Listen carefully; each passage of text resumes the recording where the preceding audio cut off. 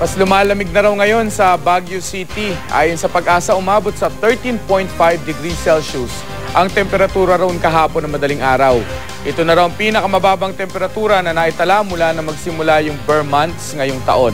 Makibalita tayo kay John Punsoy ng GMA Dagupan.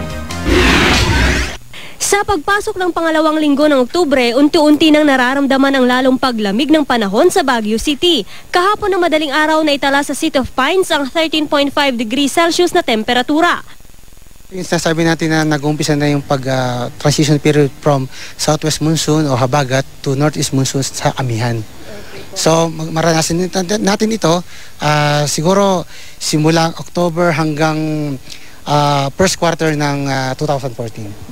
Ayon sa Pag-asa, nasa 14 to 15 degrees Celsius ang karaniwang temperaturang nararanasan sa lungsod ng Baguio. Normal pa naman daw ang temperaturang 13.5 degrees Celsius. Usually, madaling araw. Kahit minsan hapon pa lang, gabi hanggang madaling araw, nakaka-experience tayo ng lamig. So, especially ito, maranasan ito sa madaling araw talaga. Dahil sa paglamig ng panahon, sinimulan na ng Department of Health Cordillera ang pagbabantay sa inaasahang pagtaas ng kaso ng mga sakit tuwing ganitong panahon. Ang una sa listahan namin yung influenza-like illnesses o trangkaso in layman's term.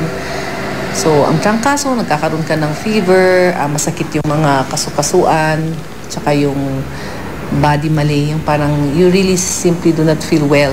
Parang ayaw mong bumangon from bed and may colds and may cough, sore throat, mga ganon ang symptoms. Airborne disease ang influenza at maaari itong mailipat sa simpleng pagbahing lang. Kung napabayaan ng simpleng trangkaso, maaari itong lumala at humantong sa nakamamatay na severe acute respiratory infection o SARI.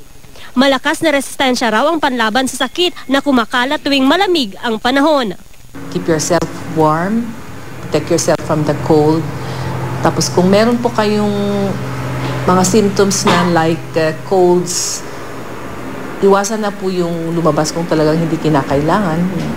Boost your immune system, drink lots of water, sinasabi parati namin yan, and manage your stress, get enough of sleep, and nutritious foods pa rin, and exercise.